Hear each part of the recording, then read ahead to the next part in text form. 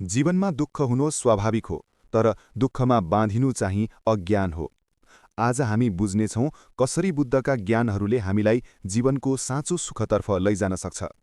बुद्धले पहिलो सत्य बताउनुभयो, दुःख छ।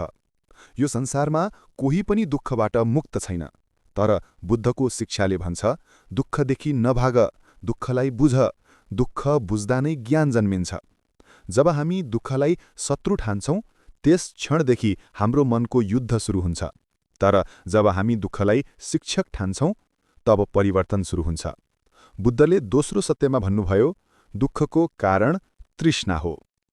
तृष्णा भनेको चाहनाको नतिजा हो। चाहना जब नियन्त्रणमा रहन्छ, त्यो प्रेरणा हो। तर जब चाहना नियन्त्रण बाहिर जान्छ, त्यो पीडा बन्छ। उदाहरणका लागि, धन, सम्मान, सम्बन्ध या मान्यता, यी सबै कुरा चाहिन्छ। तर जब हामी यी कुरामा अत्यधिक आसक्त हुन्छौँ, त्यहीँबाट दुःख सुरु हुन्छ। बुद्धको वचनले भन्छ, आसक्ति नै बाँध्ने डोरी हो।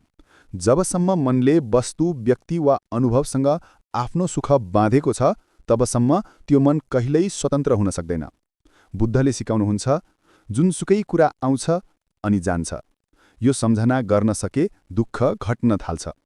हामीले नियन्त्रण गर्नुपर्ने कुरा संसार होइन, आफ्नो प्रतिक्रिया हो। मन नै सबैको मूल जड हो। बुद्धले भन्नुभयो, तिमी जे सोच्छौ त्यही बन्छौ। त्यसैले मनलाई प्रशिक्षण देऊ। अभ्यास 1, बिहान 5 मिनट शान्त बस सास लिनु र बुझ्नु, म अहिले यहाँ छु। अभ्यास 2, प्रत्येक दुःखद क्षणमा सोध, यो स्थायी हो कि अस्थायी? जब उत्तर अस्थायी हुन्छ, मन स्वतः शान्त हुन्छ। बुद्धले भन्नुभयो, सुख पनि दुःखको कारण हुन सक्छ, जब त्यो अति हुन्छ। त्यसैले उनले देखाउनुभयो मध्यम मार्ग, जहाँ न त अत्यधिक विलासिता छ, न त कठोर तपस्या। यो जीवनको सन्तुलन हो। काममा ध्यान, विश्राममा उपस्थिति, सम्बन्धमा करुणा र मौनमा बुद्धत्व।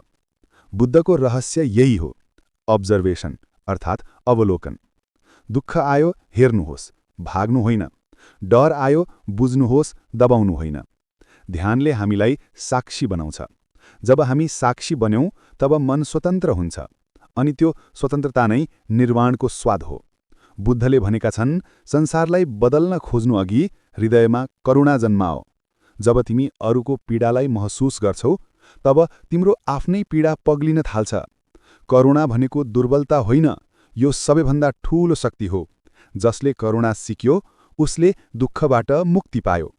बुद्धले चौथो सत्य बताउनुभयो, दुःखको अन्त सम्भव छ र त्यसको बाटो अष्टाङ्गिक मार्ग हो। सम्यक दृष्टि, सम्यक विचार, सम्यक कर्म, सम्यक वाणी, सम्यक आजीविका, सम्यक प्रयास, सम्यक स्मृति र सम्यक समाधि। यो बाटो नै आत्म साक्षात्कारको मार्ग हो। मित्रहरू, बुद्धले कहिल्यै भन्नु भएन कि दुःख छैन।